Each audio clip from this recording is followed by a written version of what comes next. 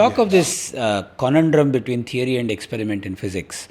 The modern view is theoreticians predict and experimentalists follow up later on and quote unquote validate or demonstrate. The Higgs boson is a recent case in point.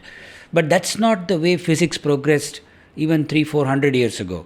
The famous apple drop and then goes, and then, Einstein's gear started churning and turning, and out comes the theory of gravitation.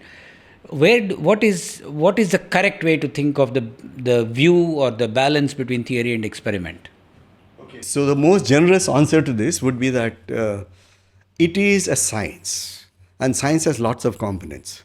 But I believe much of science, there are colleagues who will have a different view, but I believe science has always been observational and about the universe around us. Sure. Right? It's not been an abstract thing that we just think of for the sake of it. We wanted to explain things. In fact, Galileo pointed his telescope to the heavens. And then Kepler's laws came later, right? And then Newton saw something falling, and then the theory of gravitation followed.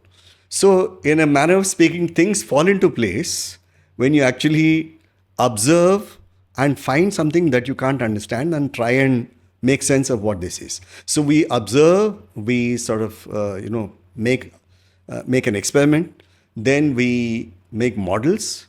From the models, maybe a deeper concept emerges. So I believe this structure has remained the same all through at least the last 400 years. So this idea that theoreticians sort of precede experimental observations is actually... there's some truth to it, in the sense that, of late in particle physics, for example, high energy particle physics, where you build huge machines. And these are not tabletop experiments that lots of people can do.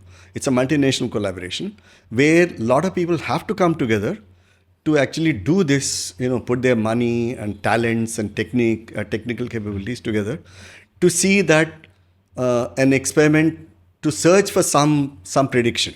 So that's how things have actually got progressed in particle physics in recent times.